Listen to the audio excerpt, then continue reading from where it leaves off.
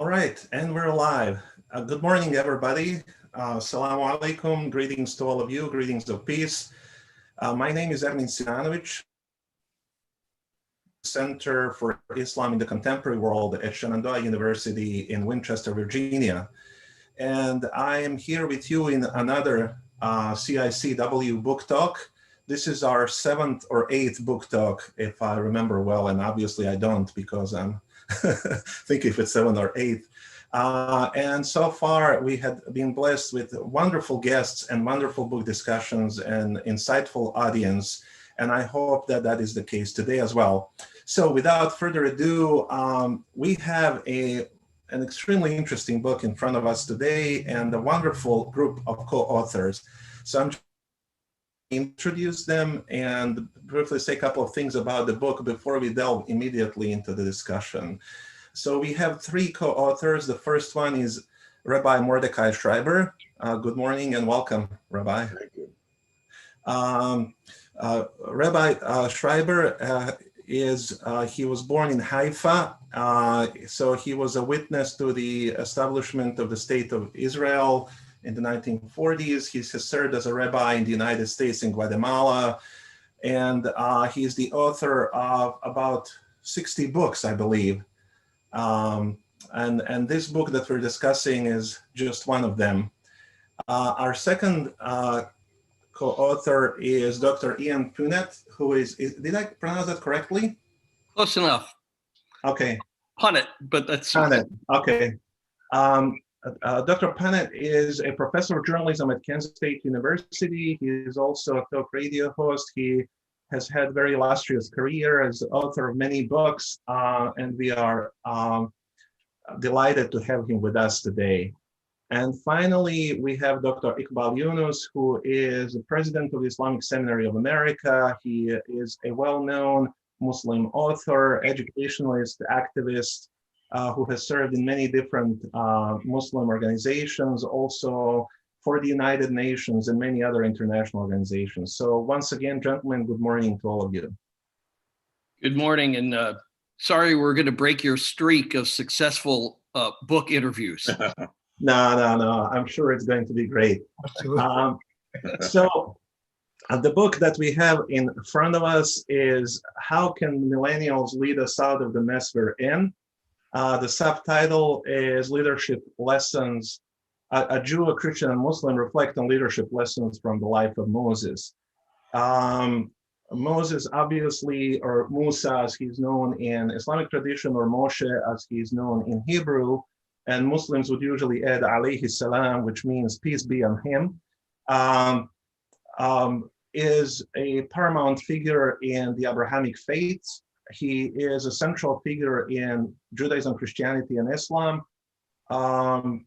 I think it is logical and reasonable that the 3 leaders from 3 faiths would choose him. But I would still ask them that question: why did they choose specifically Moses? So I'll start with this question, gentlemen. Why this book? And why Moses, Musa? And I will go in the order of the tradition. So I will ask the Rabbi first, and I will ask Dr. Punnett second, and Dr. Iqbal third. So Rabbi. Moses is equally revered by all the Abrahamic faith.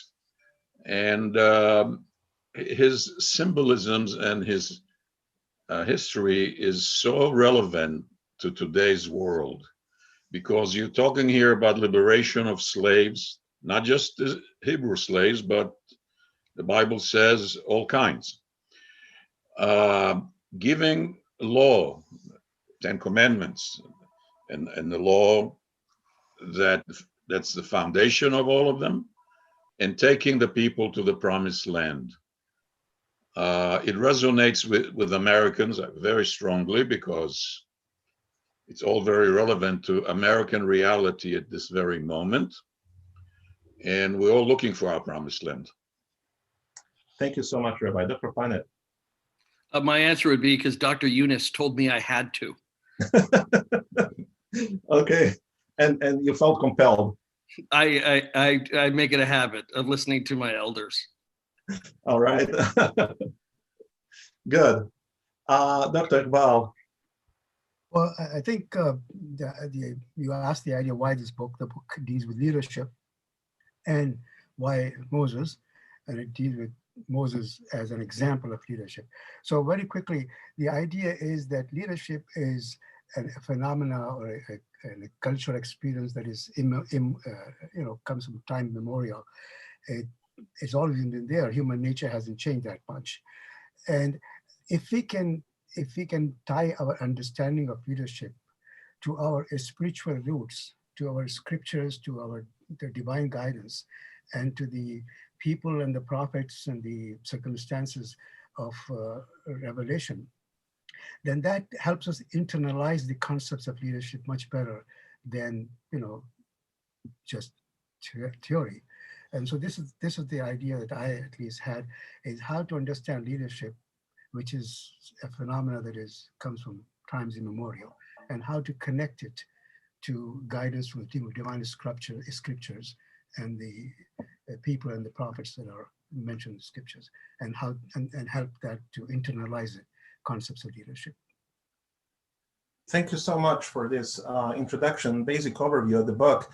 I'd just like to welcome our audience as well on YouTube, and to remind you all that we have a chat function on our YouTube channel, and as you are watching this live cast, you can submit your questions and comments, and we will be taking them throughout our presentation as well as during the dedicated Q&A session that we will have at the end. One thing that struck me when I opened the book, started reading it, is that you start very early on and you present that seal that Benjamin Franklin proposed to be the seal of the United States. Tell our audience a little bit more about it, and how is it relevant for this book and for this project and for the lessons that we derive from life of Moses. I'll jump in on that one. I thought it was very compelling and a forgotten piece of history for many Americans. I'd never known that. That although I know that it's popular to couch movements within a religious context, whether or not that political movement or social movement really has anything to do with religion or not, I was surprised to see how overt Benjamin Franklin was in his proposal that somehow the United States was representing a break from a kind of oppression that the children of Israel had suffered under Pharaoh, and that this is what they saw in King George at the time of the formation of the United States, and that they saw themselves as a people that were being led to a new promised land, as the good rabbi mentioned earlier. And I think to see it even in a mock-up of what was a proposed seal versus what we know, which is all about an eagle, and it's all about other types of imagery, that we kind of made a turn even at the formation of the United States away from that, but in terms of our national symbolism, but not away from it in terms of how we thought of ourselves, which was, forming something free out of something which had been captive. Yeah, and I'm sharing for our audience a screenshot of the seal. I'm sure you all can see it. It says, "Rebellion to tyrants is obedience to God." And I'm reminded of the prophetic tradition in Islam, where the Prophet Muhammad, peace be upon him, is reported to have said, there should be no obedience in that what is created, in what would constitute a disobedience to the Creator. So it's a flip side of this sort of saying rebellion to tyrants is obedience to God. In other words, this obeying an unjust leader would be considered a disobedience to God. And so it's very similar. So I found it resonating. It's interesting that in the end, the founders decided not to adopt this as the seal, but obviously we still have it and we still can reflect on it. Would Rabbi Mordecai or Dr. Iqbal like to add to this? Well, it seems that seal was a little cumbersome. It's sort of like over the top. Just a Yeah. little. So I think it doesn't change the fact that to this very day, Americans of all kinds still find a lot of meaning in all of this. African Americans in particular, and we Jews as well, and everybody else. So yeah, Benjamin Franklin, he's got it right from the very beginning. He's my hero. But as far as being practical, the eagle, is kind of easy to put through. So that was easier. The logo is really busy. It's hard. That's right. Too much Hollywood. Yeah, I think. Yeah, I think any creative design company would probably reject it on that ground. But the message is still, I think, powerful, especially the message around the, the edges of the wheel is very powerful. One thing most important is that even today, the idea of the promised land is used almost in a contemporary sense, achieving something that you had wanted to achieve. So this idea of promised land is still used very much today. Yeah, very good. So I want to move to the next question I have for you, and that is, so the book, when you start reading the book, it starts as unapologetically political. You're talking about the political moment we were in. Donald Trump was president at the time, and obviously he had very strong authoritarian tendencies, and that gave pause to many people about the moment that we're in our republic here. So after reading that, the book clearly gives an impression that Moses was not just a spiritual leader, but a political leader as well. Why is this such an important point in your book, and how is that relevant to the main message that you're trying to convey? Let me just say as a premise to that, I don't know that it's overtly political in one sense, that it wasn't like we were trying to say that Republicans were bad or that the GOP is full of tyrants. It wasn't political in that sense. It was just talking really about, as you point out, political leadership in this case was flawed. And it was asymmetrical to the interests of millennials. And so the point right away is to pinpoint that we have this large cohort of Americans who don't think in authoritarian terms, and that there was something discontinuous about thinking like that. It made sense in one generation, but it doesn't really make sense now. And that's why the references at the beginning start right away talking about authoritarianism, as opposed to just oppression. It wasn't a matter of saying that these are the oppressors, but rather this is inconsistent with the values of millennials. And that's the foot we started with and hopefully stayed consistent with throughout the book. Okay. Rabbi, would you like to add anything to this? Well, needless to say, we're living at a moment in time of a worldwide crisis of leadership. We look everywhere on the planet and we see wannabe authoritarian leaders. We see democracy in jeopardy. We saw the Arab Spring, not so long ago, and it pretty much fell apart, unfortunately. And yet there's still ferment in the Muslim world, in the Arab world. And so we find all of this, no matter how each reader takes it or takes out away from it. I think that there's a lot here that's very relevant to what the world needs now, which is good leadership. And we say good leadership, one word stands out in regard to Moses. The Bible says, and Moses was the humblest of all men everywhere. And this humility, this servant leader concept, which again is very big in the African American community.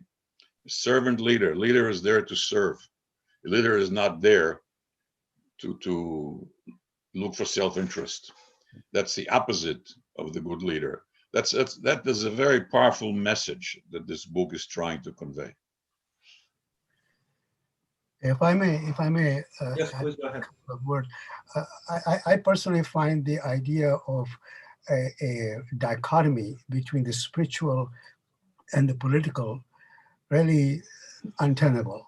And even if in one sense, if we look at the seed like we were talking about a little while ago, obedience to God, if we consider it to be spiritual, and disobedience to tyrant, if we consider it to be political, there is a confidence there. So the way I look at it is that the one challenge that we have is to bring the spiritual and the political closer. Now, it doesn't mean that one has to be a person of particular faith. It simply means that one has to recognize that there is these two things, that people's lives cannot be dichotomized in this way. And the second part of your question was whether Moses was a political leader. Of course, he was a political leader because it was a polity. The people, Israelites and the Egyptians, was a polity, and the Israelites, and he was leading the Israelites out. And leading a group of people to a destination is a political act. And that's why he's a political leader. I think this is what he said. And I would add this, that in the concept of self-governance, of course, we know in the Moses narrative, he had to win over the very people that he was going to lead. It wasn't like he showed up and they went, I'm with him.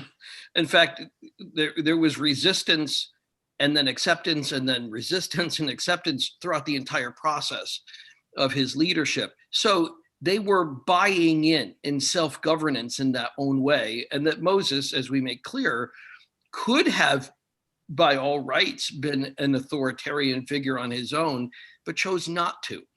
And right away became a model of inclusive leadership, where he distributed authority and he trained his successors from the very beginning. Yeah, thank you so much. So this brings me to the next question, which is, maybe not everyone in our audience and those who will watch this in future is well versed in scripture. So can one of you at least give us a 2-minute refresher on Moses? What's the basic narrative that we know, and how is that relevant for the book, as it pertains to the book especially? Of course, the story comes in so many different narrations, variations in all the scriptures that we cherish and revere. But in a nutshell, what is there in that narrative that is relevant for the theme that we're discussing? So who could give us a 2-minute refresher on that? Dr. Punnett. Well, I'm actually going to defer to Rabbi Schreiber, because the Christian tradition really is an iteration of the Jewish tradition on that. But I will say, just to your point, we do spend a lot of time for the non-traditional religious reader, the bookstore faithful, who don't know the narrative. We explain it throughout the book so that people don't have to know the Moses story in order to be able to read the book. But Rabbi, do you want to do one in Nuce? Yeah, in a nutshell, you have here a humble shepherd for his father-in-law Jethro, because he ran away from Egypt where he had some trouble. And he's now a humble shepherd, and God talks to him all of a sudden out of a burning bush in the desert. And so he launches on a journey where he has to go back to Egypt and play out the 10 plagues and finally force a very reluctant Pharaoh to let my people go, crossing the Red Sea, 40 years through the desert onto the promised land. And in the middle of the journey in the desert, they get to Mount Sinai. They're very reluctant to accept the 10 commandments. They have a golden calf. It's quite a story. In the end, all of this works its way out of this tangle. And finally, sadly, God says to Moses, your time is up. You're not coming into the promised land. He dies where it's today's kingdom of Jordan, on the other side of the Jordan, where he's buried to this day. And Joshua, his successor, brings the people into the land and takes the 12 tribes and makes one people under God with liberty and justice for all. Hence the American, Yes, much later model. But that's, in a nutshell, that's the whole story. I thought you were talking about Superman. Okay, well, you know, a reluctant Superman. Yeah. Dr. Yunus, that was perfect. But what would you add to that? Well, I mean, I would only add to that. I mean, as I said, that was perfect in a nutshell. I would only add to that the idea that not only Moses was humble and reluctant, but he was also very focused on what his aim was. I mean, he in the part where he comes back and he faces Aaron with this golden cup, and he asks,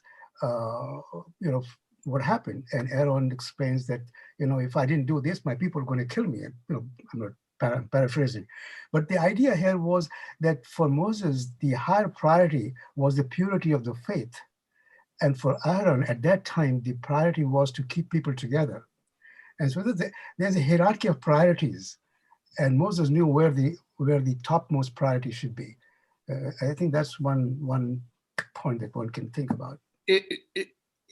I would add one other thing, that I appreciate the beginning of the story as we've reduced it to talking about him as a humble servant in the desert.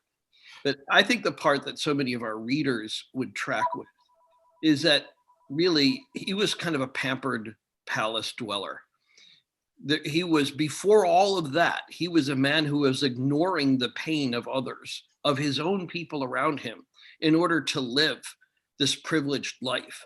And so he had both kind of a spiritual awakening and a moral comeuppance at the beginning of his story,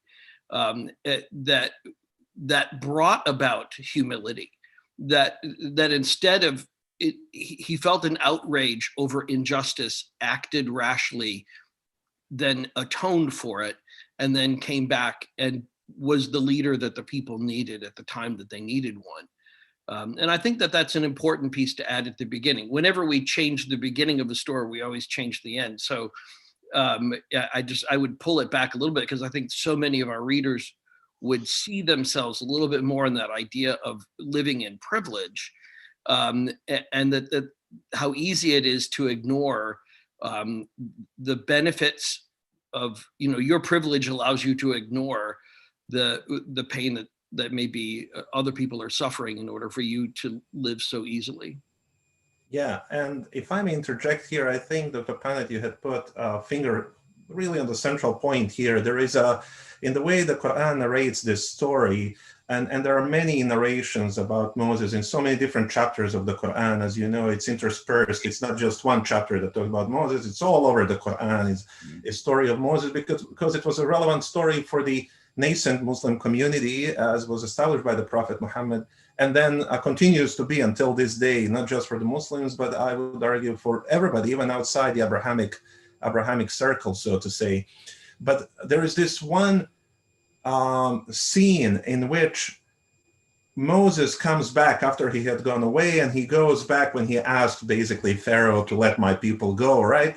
And Pharaoh tells him, well, you came to tell us that while you used to enjoy all these things, you grew up with us, you had all these things. And Moses gives him an answer, which I cannot give a justice to in a translation. It's so beautiful how it's so succinctly said in Arabic. It said, is this the favor that you're putting over me while you have enslaved the children of Israel? Meaning you're telling me I had a good life, and we have a good life where you have slavery going on? It's not the GDP per capita that counts, it's how everybody in this community lives. If our GDP is high, but half of the people are living in slavery or are oppressed, then what are you talking about? And that to me is the central moment almost in their conversation, where he basically tells him, I don't really care about that. There is a higher objective here that we're talking about. And how similar does that sound to, hey, the stock market's doing great. Exactly. That's Ignore all exactly. this other stuff. Look at your 401k, man. Your 401k. Don't rock the boat. Look at your 401k. Exactly. Yeah. And so the relevance of that is just so profound, I think, you know, for the moment that we're in. I would say for throughout history. And I'd like to interject that, you know, over the centuries, there's been a constant flow of books about Moses, one of the most written about figure in world history, from Muslim, Christian, and Jewish sources, all three. But that the three of us got together and spoke in one voice, so to speak, even though we're citing from three different scriptures. This is very, very unusual. This is not an everyday thing. I've never seen anything happen like this. It kind of happened to us by happenstance. There was not a committee, didn't plan it. It just happened. But to me, as an author of many books, this was really a life-defining experience. And it taught me that all these wars that have been fought and all of this, conflict that still goes on has got to stop. I see this book as a beacon that signals enough is enough. We have entered a stage in human history where we got to get, to paraphrase Ben Franklin, either we hang together or we're going to hang separately. Yeah. We all got to hang together. Yeah. May I ask then, now that you're raising this point, Rabbi Schreiber, may I ask, how did it come about? How did you three meet? Have you known each other for a long time? How this whole idea of the book? We were on the same bowling team. Virtual. Yeah. Bowling team. I think Dr. Yunus was the trigger. He wrote a short book about Moses and leadership, I believe. Yes. He's the And he knew Dr. Punnett. Mm-hmm. And so they connected, and then Dr. Punnett knew my literary agent. And Ian asked him, well, do you have a rabbi for me? He said, if I got a rabbi for you. That's exactly right. Right? Is that what happened? I got the right man for you. Yeah. And it was love at first sight. Yeah, it really did. It was. All three of us. Yeah, To this day, I haven't met Ian face to face, but I've met Dr. Yunus in Maryland. That's right. And whenever I see Dr. Yunus, of course, I completely violate tradition by hugging everybody in his family. So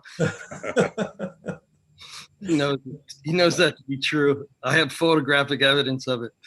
So yeah, it was a fun conversation to have from the very beginning, and that thread of this is made out of peace runs through the whole book. I'm really proud of that. Wonderful. Dr. Yunus, anything to add to this? It seems you had been the spiritus movens behind this. I think you pretty much said what needs to be said. But basically, I did like the match, maybe. But I think Dr. Punnett and the Rabbi have been really key to this project. Well, I think I've never asked him this question. How many other people have you reached out to over time and said, hey, I think you got to write a book? How many times has that happened in your life? Were you people that you barely knew, right? That you wrote to him and you said, I got this idea. How many times does that happen in your life? Well, it has to be unique to be, So it was kind of a burning bush experience in a way. You have to sort of go, you have to kind of have to go with it. And you go, I have an idea. And how often do we talk ourselves out of ideas? How often do we think, well, I'm going to approach this person and I'm going to throw this idea out there. And one has to approach that with a certain amount of humility in order, I think, to make that connection. It would have been so easy. I think, I'm sure if you asked your daughter before you asked me, she would have said, Dad, what are you doing? Not him. When I was doing that little book, I had this in the back of my mind that maybe it's a good idea, but I didn't know how to approach it. And, sometimes things just fall together and circumstances. Yeah. And I know for a fact that Dr. Yunus had taught the course based on that short book on Moses as the servant leader for years in our communities, Muslim communities around the United States, especially in, where we live in Northern Virginia. So he's had a lot of experience and he's had a lot of time to reflect on this story. And I will then expand on that by asking the next question, which is that obviously, in all three traditions, Moses is one of the central, if not the central figure. Which characteristics of his leadership are emphasized in each tradition? So I'll flip the order now. Ask Dr. Yunus first, Dr. Panet, and then Rabbi Schreiber. So Dr. Yunus, what aspects of his leadership are emphasized in the Islamic tradition or in the Quran? In the short book that I was talking about, I focused more on one chapter or one place where the story of Moses is narrated. And there, the two things that struck me right away were, first of all, when God asked Moses, challenges him to go to Pharaoh. Moses, of course, was very hesitant. And the first thing he does is he takes a stock of himself when he says, I have an impediment in my speech. Whether he had it or not, that's immaterial. But he thought he had an impediment in speech, that he could not speak well. And that is a very important characteristic of a leader, to be able to recognize what their shortcoming is. Because many leaders don't want to face their shortcomings. They think they have everything. They have the best of characteristics and abilities and power and everything. But for Moses to immediately, the first thing he does to recognize that I have an impediment in my speech. And the second thing he does is that he asks that speech to be, or that impediment to be corrected by giving him a teammate, Aaron, who is better in his speech. And the Quran says that he's better in his speech. And so that's the other characteristic. Good leaders always look for people who can be better than them in certain aspects.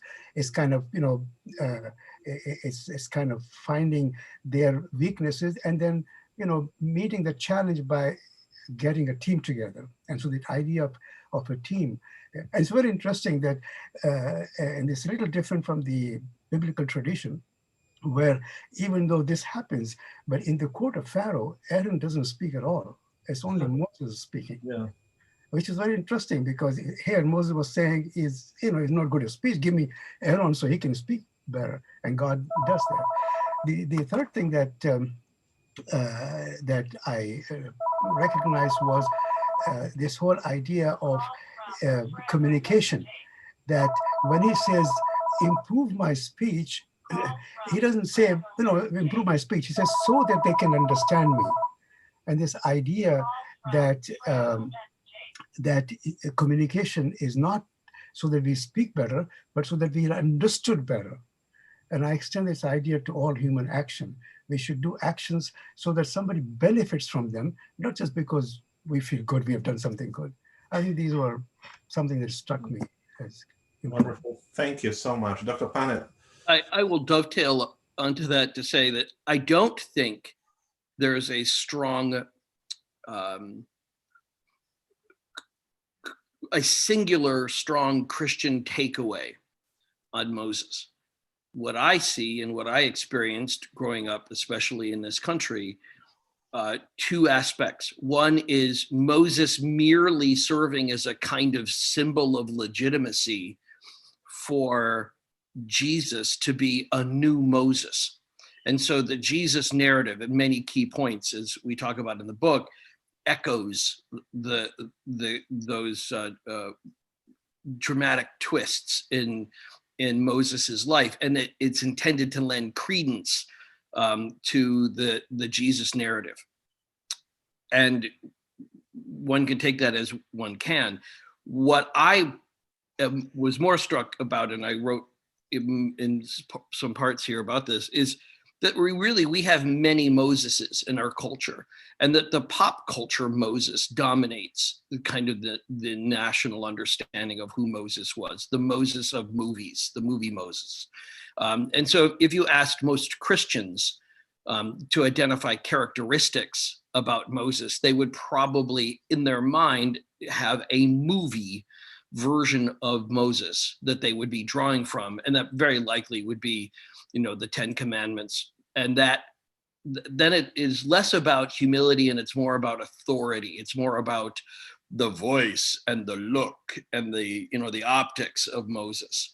I think that unfortunately is too often how the Moses narrative is reduced to the average Christian reader, not to the more sophisticated. Mm. In a Jewish tradition, it's made very clear that the main actor in the whole Exodus drama, as we may call it, because it was an Exodus, is God. And that's very important to emphasize, because here we have a people not only emerging from slavery, but also emerging from idol worshiping. From Egypt, it has a multitude of, nature gods, whatever. And this is the biggest spiritual revolution, perhaps, in human history. And so the main character, Moses, is a vessel. He is like Muhammad in Islam is the messenger of God. Moses is a messenger. He's a servant of God, and he does God's bidding. So when we Jews every year sit down on Passover to read the saga of the Exodus, the Haggadah is the name of the book, the name of Moses never appears. Why? Because apparently our sages of old wanted to make sure that everyone understood that the real Redeemer, the real Savior was God. And that becomes terribly important. And Moses, is not to be a crowned king or this or that or the other. He is, and that's a very key point in I think in the Jewish way of seeing the whole thing. He was not Charles Heston in Cecil B. DeMille's Ten Commandments, that magnificent movie. Yeah. Although it should be pointed out that, as we know in Hollywood tradition, that the many scriptwriters behind the Ten Commandments also referred to the Quran. Yeah. They drew elements of the story from the Quran, which I think was a fairly progressive thing for Hollywood to do at the time. Yeah, and I'm actually going to plug in something here. Rabbi Schreiber mentioned Haggadah. And I don't know if you're familiar with the story of the Sarajevo Haggadah. I am originally from Bosnia and Herzegovina, and this is the Haggadah that the Jews brought from Spain when they were all expelled from Spain after 1492, and right. Many of them settled across Europe, many of them settled in different lands of the Ottoman Empire at the time, and some of them settled in Bosnia, and right. They brought the Haggadah with them. Then when in the World War II, Sarajevo, the capital of Bosnia, was occupied by the Nazis, they came actually looking for that Haggadah. And it was a Muslim scholar who hid it and kept it hidden throughout the World War II and kept it safe for the Jewish community and gave it back. And now it is displayed in the museum in Sarajevo. So if you ever have a chance to go there, that's definitely one of the things you should see. True. Yeah, good. I'm going to then shift to the next question. I would like to actually circle back to the book's title. I know that the book's title, the working title, was a little bit different than the one that you ended up choosing. Right. And then you called it How the Millennials Can Save Us from the Mess We're In. So why are the Millennials so important, and how can the lessons we learned from Moses be utilized by them? Well, in some respects, I think what we have is a time in our national understanding of who we are, of our identity. We have a time where that's shifting, and it's shifting to a generation that sees the importance of understanding power in a different way. And I think it's a powerful way of reconsidering what the Moses narrative teaches us. And so we were reaching out to really the next generation of leaders, which are going to be millennials. And baby boomers have had their chance to screw it up now for a long time. Gen X, All I have to say is Nickelback, I think, for a lot of Americans, and you'll know maybe why we don't turn to Gen X for good advice. Just kidding, Gen Xers. And then for millennials, though, there is this, I think this is kind of baked in, this idea of wanting to be represented and trying to see yourselves as a free people that is responsible for the freedom of others. It's not just what do I get out of it, but a sense of like, well, okay, I could have a job and I can make a lot of money, but tell me, how does this make the world a better place? And the make the world a better place generation is now the millennials. And that's why I thought that was a good focus for us to go with. Yeah, Dr. Yunus, Rabbi Schreiber, anything to add to this? Yeah, Dr. Yunus and I, we have millennial children, grown-up children, middle-aged children. And I know that he's very proud of his children, and so am I. I look at them, I look at their accomplishment. I don't want to go into details, it's a long list, but I have a lot of faith and confidence in their generation, them and their friends, because I think that we who went through the civil rights struggle, women's rights struggle of the 60s, etc., we did a lot of the struggling. They are already been born into a world of diversity and inclusion and acceptance of the other. And they, I think, are on the right track, even though some say, well, they're kind of moving slow. That's not my experience. It's not Dr. Yunus' experience. It's not Dr. Panet's experience, like the country. We believe in them. So I want to make that very clear. Anybody who's not comfortable with that, okay, we're all entitled to our opinions. But we three, as I understand it, are very bullish on the millennials. Yeah, I think this is well said. And only thing I can add is that maybe the last 4 years have given us a better realization of what could happen if things weren't going the right way. So it's like looking at both sides of the coin. And I think it probably is making the millennials more conscious of what should not have happened or what should not happen. That's one part of it. The other part of it is that you asked to lesson that we can learn from Moses in this case, would be again this idea of diversity, the idea of challenges along the way. And so we should not look at this period of time, and that's why we are saying that millennials can lead us out of the mess we are in, because if you're in the mess, it doesn't mean we'll always be in a mess. And the idea that Moses went from, as Dr. Punt pointed out early on, from acceptance and rejection, this idea, if we keep this in mind, then there are better days and better, hope for better days to come. Thank you. I'd just also like to remind our audience that they can submit questions or comments via the chat. And in the meantime, I'm going to ask a question with which we will try to maybe close this conversation in a way. And that is, what should Moses mean for today's Jews, Christians, and Muslims?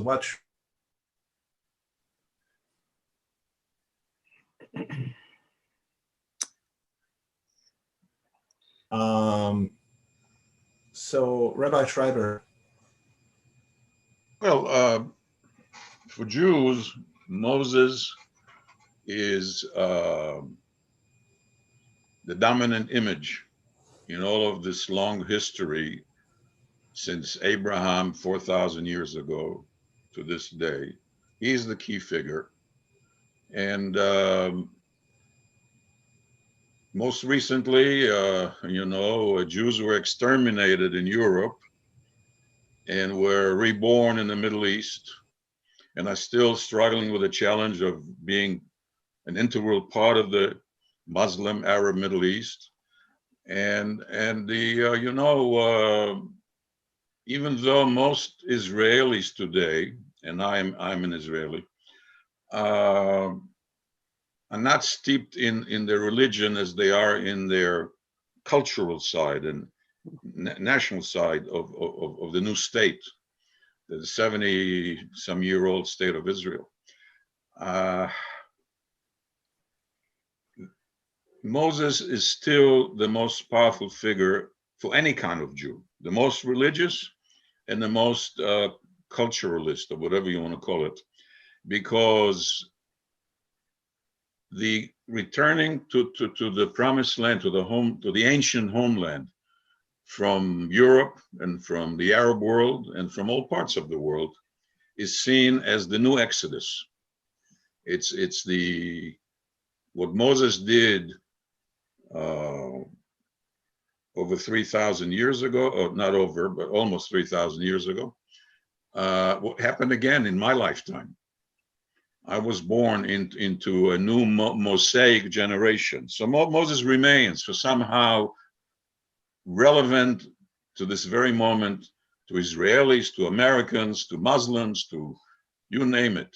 And even I saw a book from India where they tried to work Moses into the Buddhist tradition and tell you that Moses was really an Indian. You know, many Muslims think that Moses was a Muslim. Am I right? And now I'm learning that. And when I went to the most populous Muslim country in the world, which is what's the most populous Muslim? Indonesia. Indonesia. The island of Bali, which is Buddhist, they told me that Buddhism, which I always thought about, and Hinduism as many gods, said no, there is one God. Mm-hmm. The monotheistic tradition of our three religions here is now being worked into the religions of Asia, the Asian religions. So there's no getting away from Moses. He's there, whether you like it or not.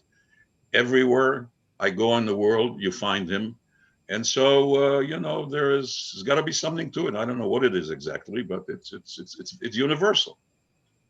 Thank you. Dr. Panet? I would just think one great takeaway here is that it's never too late. Never too late to be a change agent.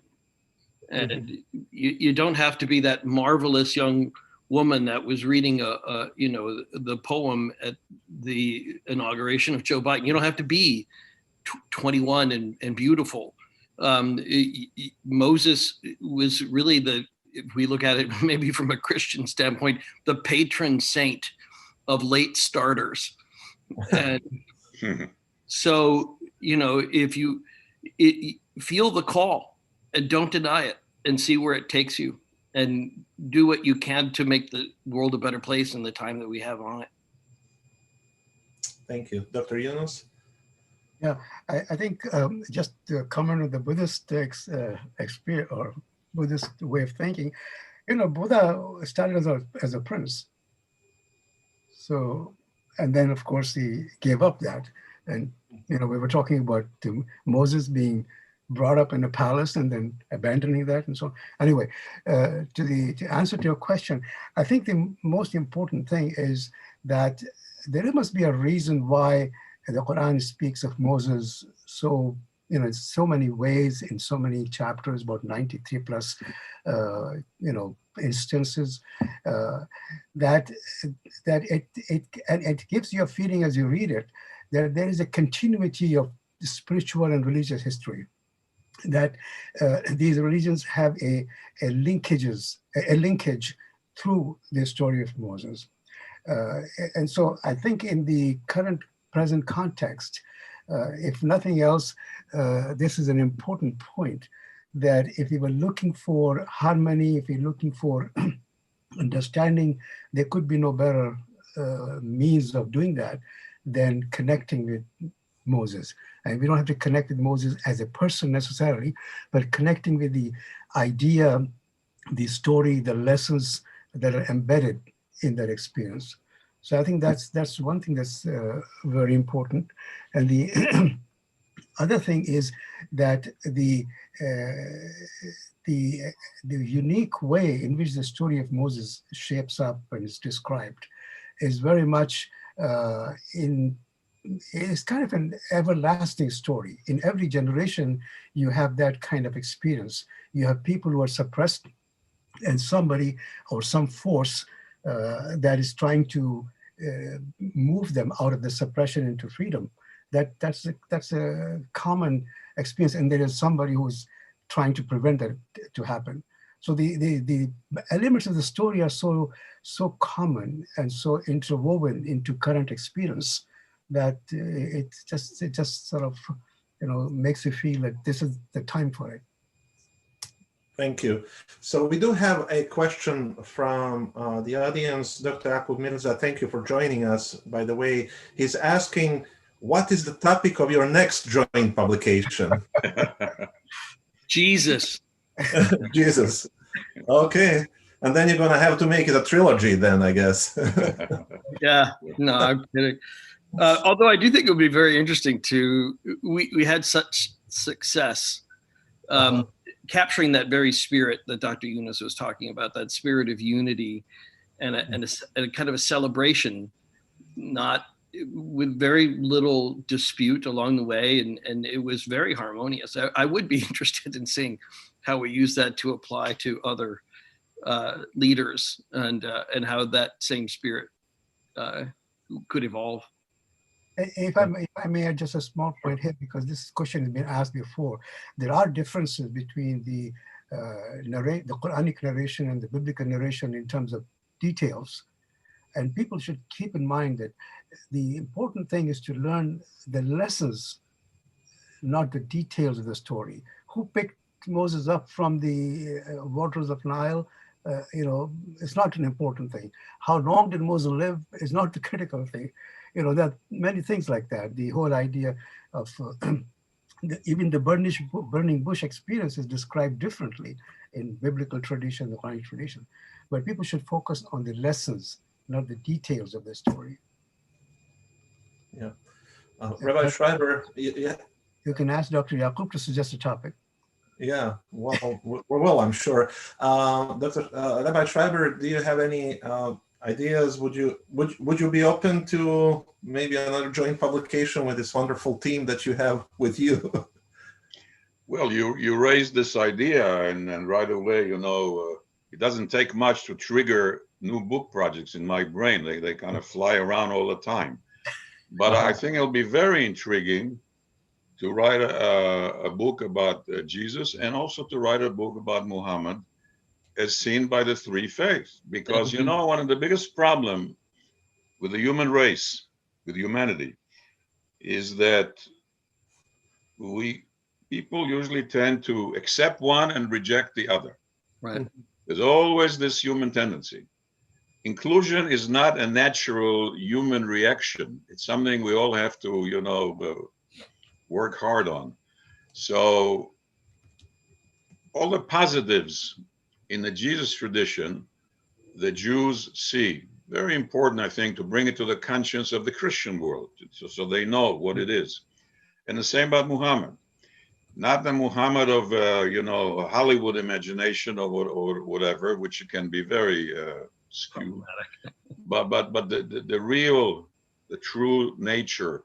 Why is Muhammad revered by hundreds of millions of people? It's it's not something that you can just dismiss.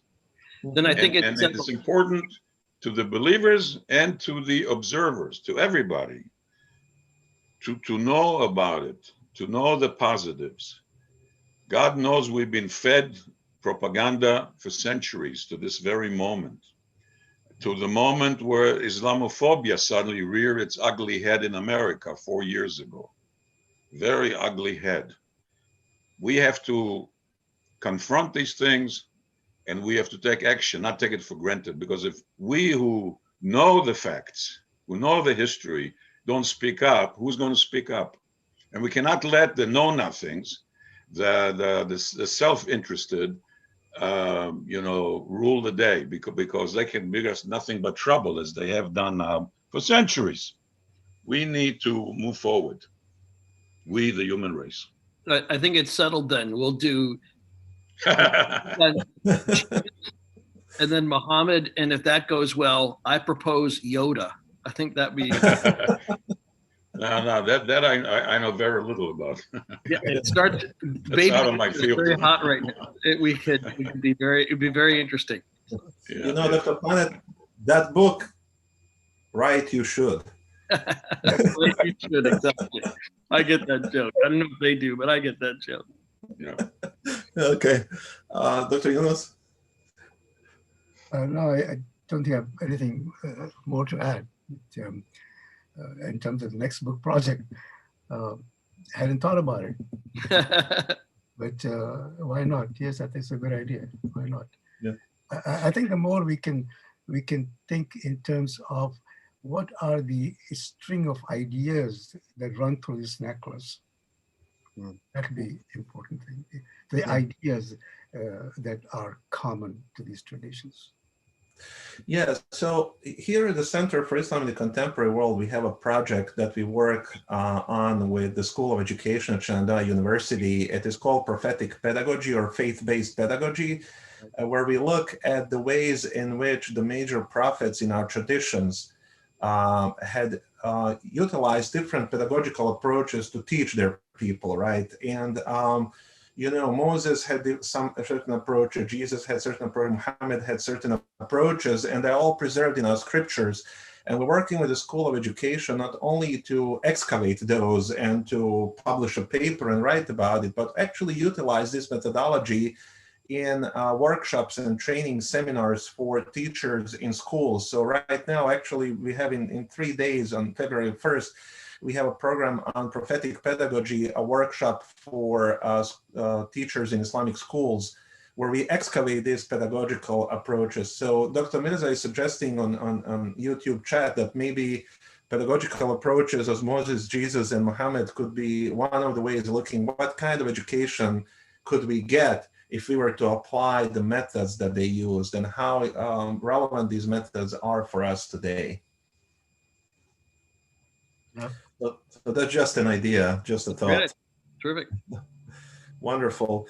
So I think we're about to hit 1 hour mark, and we agree that at about that time, we're going to try to wrap it up. So I'll just maybe give a minute or two to each of you to maybe conclude and share if there's anything that maybe you wanted to say, you didn't have a chance to say so far, a concluding remark of sorts. I would like you to share that with us. And Rabbi Schreiber, you may start first. Well, almost 2 years ago, when we started the project, it seems now like centuries ago, I didn't know exactly where we were going with it. But now that I can look back, it's clear to me that if 3 people like us, all 3 of us steeped in our own traditions, were able to write with 1 pen and 1 heart and deliver a message that is equally inclusive and accepting of all 3, that there's no reason in the world why there should be Islamophobia, anti-Semitism, a mutual distrust, and this endless conflicts that has gone through our entire history. And you mentioned about Sarajevo and about the Sagada. You know, there's a country in Europe called Bosnia. It's a Muslim country. Bosnia, am I right? Yeah, that's right. Bosnia, during the Holocaust, saved the lives of several thousand Jewish Bosnians and German Jews refugees who found their way to Bosnia. Didn't allow the Nazis to touch even one of them. Christian Europe didn't do that, but Muslim Europe did. And the King of Morocco did save his Jews in Morocco from the Gestapo. Yes. So you know what? None of us is so righteous as to point finger at anyone else. None of us has a right to point fingers. We all have our good people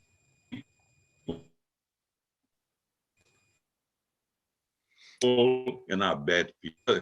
Threesomes like us can convey to the world and teach the world to live in harmony, not in mutual rejection, because that's the only hope for our future as a species on this very, very threatened planet. a planet that's in deep crisis right now. And this is the place to begin. And so I think that this small contribution that we made with this book should be the beginning of more and more of the same from different places, including beyond the Abrahamic into the East and the West and the Pacific. And all of us should find a way to work together and make it happen. That's my message. Thank you so much, Rabbi. Dr. Panet? I will just add to that I think we have many things about our traditions which unify us, and this book captures that spirit. But we should also be mindful that we are all part of a monotheistic tradition. And the greater good here would be to reinvigorate conversations about a God, about the divine, at a time when all evidence to some people moves away from that possibility, that there's something that they can't see, that they can't touch, that they can't control, is not worth their time. And I think that when we do get to a point where we're worshiping Wall Street, and we think about our retirements, and if that becomes our focus, then we will never see the true beauty of what this world experience could be like. And so I that's what I hope for. I hope that we are joined by that idea that we are not each other's enemies, but we are unified into reminding a skeptical public that there is a divine and it's worth our time. Thank you. Dr. Yunus? Yeah, I think both well said. Just very quickly, the initial topic or title of this project was Leadership of Moses, focusing more on Moses as a person and then the leadership style and so on. And then gradually changed to this idea that we're talking about the leadership as the central concept. And Moses then is the vehicle through which we understand leadership and how leadership should be exercised and so on. So again, the way I would look at it in terms of any future endeavor would be, as I said before, this confluence of ideas. What are the common ideas that run through the spiritual experience and the Abrahamic experience? What are the ideas as opposed to incidents and things like that? And then how do they relate to the present? We're not writing a book of history. We're not historians. We are people who are in the moment, and we have our connections and we are doing things and so on and so forth. And so we need to somehow connect the central core ideas of the monotheistic religions to their practicality in the day and the time and the environment in which we are. That is something very important, because a lot of people talk about ideas and the scripture, the divine scriptures, in a way as if they are way things of the past and we need to learn about them just to feel good about them. But that doesn't help. We need to learn about them. They are books of guidance, and we have to be guided in the present, in the place and the time that we are in. Well, thank you so much, Dr. Yunus, and thank you, all three of you, for this wonderful conversation. I think it's been very, very educational, and I hope that as we post this on our YouTube channel, more and more people will be able to watch it and listen to it. I do know that there was a few times during our broadcast, there was some technological issue, there was a lag or a delay. And for that, I apologize. We all depend on technology these days so much, and some things are out of our control, as we always know. So once again, gentlemen, thank you so much for writing this wonderful book, for embarking on this unique project, for giving us hope, for giving us guidance, for showing us direction on how things should be done, and hopefully setting the example for many millennials and younger generations, that they should follow in your footsteps and get together and work together on creating a more unified world and a better community in which we enrich one another and know one another better. So once again, thank you so much, and audience for joining us as well. Have a wonderful day and all the best. On behalf of the co-authors, also let me thank you and the CITW and Shenandoah University for hosting us. It was very kind of you. Thank you. You're most welcome. You're most welcome. All the best. Thank you. Shalom. Thank you. Thank you.